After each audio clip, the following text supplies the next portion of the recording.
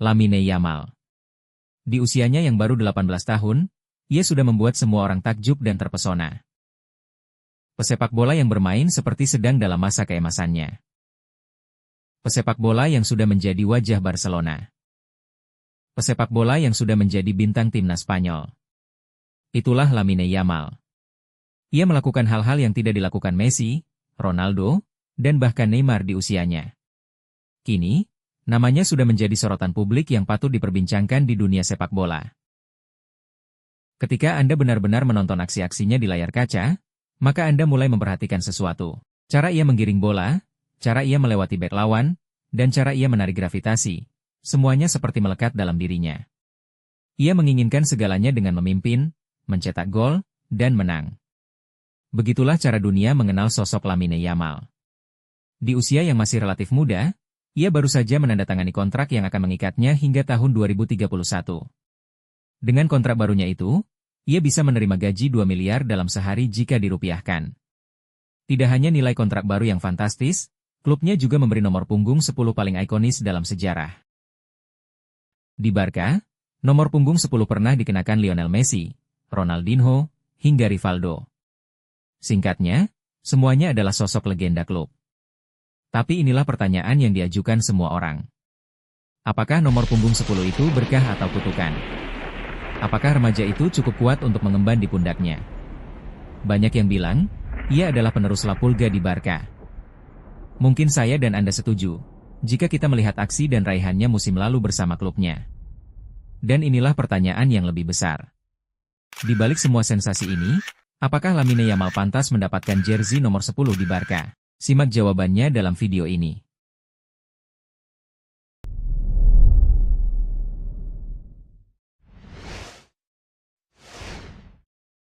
Barcelona akhirnya meresmikannya. Superstar termuda mereka kini resmi mengenakan nomor punggung yang pernah dikenakan Messi saat menggemparkan Camp Nou, dengan 709 golnya dalam 837 pertandingan. Beban sejarah itu bisa saja menghancurkan pemain. Namun bagi Yamal, sepertinya ia ditakdirkan untuk itu. Sejak debutnya di usia 15 tahun, perkembangan Yamal sungguh luar biasa khususnya setahun belakangan ini. Ia telah memainkan 106 pertandingan di tim senior, sekaligus membantu klubnya memenangkan La Liga, Copa del Rey, serta kejuaraan Eropa bersama timnas Spanyol. Jangan lupakan pula apa yang ia lakukan di semifinal Euro 2024, ketika ia mencetak gol melawan Prancis. Hari itu adalah hari di mana dunia melihat betapa hebatnya sosok Lamine Yamal. Ia tidak hanya menerima gelar pemain muda terbaik turnamen, tetapi juga dinominasikan untuk Ballon d'Or. Namun jika dipikir-pikir, perbandingan Lamine Yamal dengan Lionel Messi muda dulu sungguh menakjubkan. Apakah menurut Anda, hanya bakat yang membuat Yamal begitu terkenal? Tulis pendapatmu di kolom komentar. Semua ini ada hubungannya dengan waktu, identitas, dan tekanan. Mari kita kembali di mana ketika Ansu Fati mewarisi nomor punggung 10 tahun 2021. Tekanan yang ada justru menghancurkannya setelah hanya 31 penampilan di La Liga, dan badai cedera yang menghancurkan mimpinya. Setelah 4 kali operasi, ia pun menjalani masa pinjaman keduanya di Monaco. Dengan begitu cukup jelas bahwa, nomor punggung 10 bukan untuk yang lemah di Barca. Anda harus membuktikan kemampuan atau pulang. Lantas, bagaimana dengan Yamal?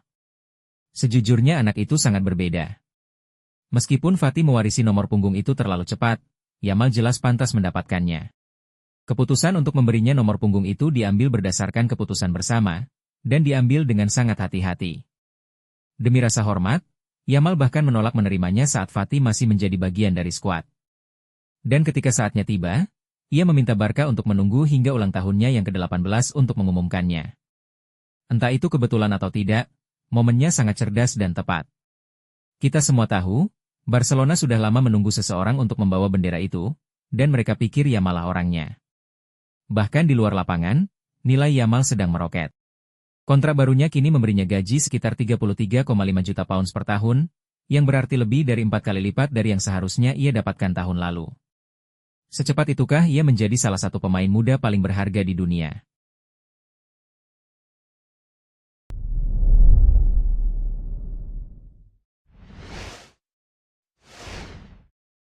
Tahukah Anda, nomor punggung 10 lebih dari sekadar legendaris.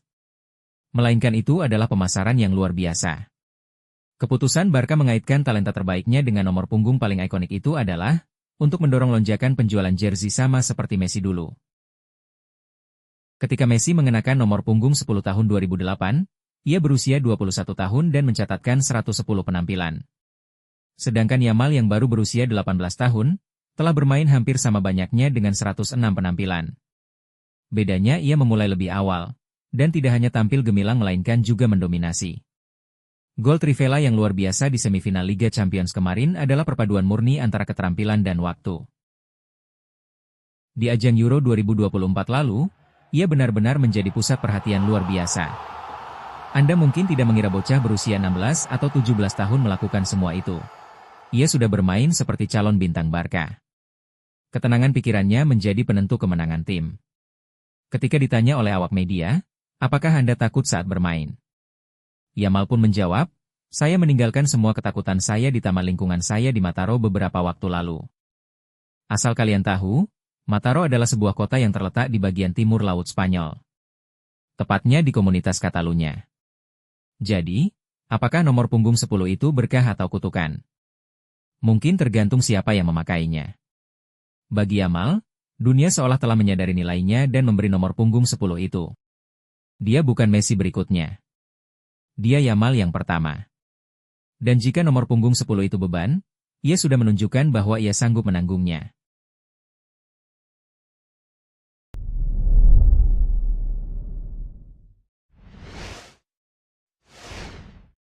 Mari kita bahas kehebatannya.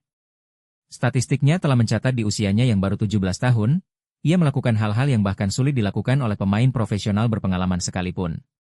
Dengan postur 175 cm dan tubuh ramping, Yamal bergerak bagai air yang mengalir deras di celah-celah sempit. Keseimbangannya luar biasa, berkat pusat gravitasi rendah yang membantunya tetap tegak, bahkan ketika para pemain bertahan lawan mencoba menghentikannya. Selain itu, gerakan agresifnya yang dipadukan dengan perubahan arah yang tajam menjadikan mimpi buruk bagi lawan. Tapi yang membuatnya benar-benar istimewa adalah bagaimana ia mengontrol bola. Ia tidak hanya menggiring bola, ia seolah-olah menari dengan bola. Sentuhan cepat, tipuan halus, gerakan bahu yang sedikit membungkuk dan pergi menjauh. Ia tidak butuh ruang, justru ia menciptakannya sendiri. Ketika Anda mengirim dua pemain bertahan ke arahnya, ia masih bisa menemukan jalan keluar. Atau, ia akan menyeretnya dan membuka ruang bagi rekan setimnya. Untuk seorang remaja seperti Yamal, kecerdasan bermainnya sungguh luar biasa. Mengelabui lawan dengan gerak tipuan dan memutar, adalah beberapa cara brilian yang ia gunakan untuk menembus pertahanan lawan. Dan timingnya juga sungguh luar biasa. Dengan sprintnya, ia menyelinap melewati celah sebelum celah itu terbuka sepenuhnya, yakni melesat diagonal atau melebar untuk meregangkan pertahanan lawan. Dalam fase bertahan, ia juga pandai membaca jalur umpan, memaksa kesalahan lawan, dan memotong peluang. Sebagai catatan, ia rata-rata mencetak 1 gol atau assist setiap 1,61 pertandingan.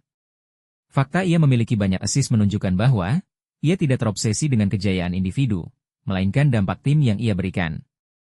Kehebatan Yamal jauh di atas kebanyakan pemain sayap di Eropa. Bukan cuma di klub, tapi juga di timnas.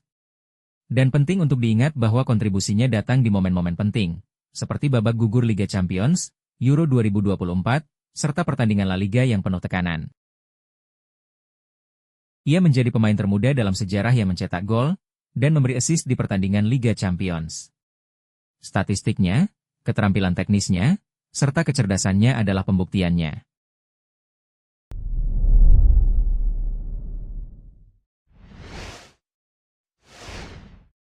Siapa pemain yang menginspirasi Anda? Neymar. Siapa pemain favorit Anda? Neymar. Jika Anda memperhatikan dengan seksama, Anda akan melihat sesuatu yang mencolok. Gaya bermain Lamine Yamal sama seperti Neymar. Pertunjukannya, ekspresinya, dan kekacauannya. Ia dipuja dengan cara yang sama seperti Neymar dulu. Yamal tidak hanya ada di sana untuk mengoper, melainkan bergerak bersama tim. Ia ada di sini untuk menghibur, menggetarkan, dan membuat Anda merasakan sesuatu setiap kali ia menyentuh bola. Namun kemiripannya tidak berhenti di situ. Yamal tidak pernah menghindar darinya, dan ia mengatakannya sendiri bahwa Neymar adalah idola sekaligus inspirasinya. Mungkin yang paling menakutkan dari semuanya Lamine Yamal mengikuti jalan yang sama. Ia memiliki gaya rambut dan gaya yang sama. Selain itu, ia juga sudah mendapat perhatian global, sampul majalah, dan bahkan mendapati julukan pewaris tahta. Dan disinilah semuanya mulai menakutkan, karena kita telah melihat cerita ini sebelumnya. Dan dengan Yamal, kita mungkin menyaksikan kisah yang sama tetapi di garis waktu yang berbeda. Ketika Anda pemain sepak bola di eranya Messi dan Ronaldo, maka Anda harus menjadi alien yang lebih hebat untuk menandingi atau bahkan mengalahkannya. Itulah yang terjadi pada Neymar, ia memiliki ide sendiri untuk melampaui mereka. Disitulah yang menjadi menakutkan bagi para kules. Ketika Anda mulai menguraikan karir Neymar hingga kebiasaannya, keputusannya, polanya, maka Anda mulai melihat sesuatu yang sekarang terasa agak terlalu dekat dengan sosok Lamine Yamal. Namun karena ia sangat mengagumi Neymar, Anda bisa mengerti mengapa hal itu menakutkan. Kepindahan Neymar ke PSG merupakan salah satu transfer terbesar dalam sejarah sepak bola. Neymar tidak hanya menginginkan mahkota, tetapi juga uang. Untuk Yamal sendiri, kita belum melihatnya lantaran ia masih remaja. Namun dalam sepak bola, hanya dibutuhkan satu langkah yang salah untuk kehilangan segalanya.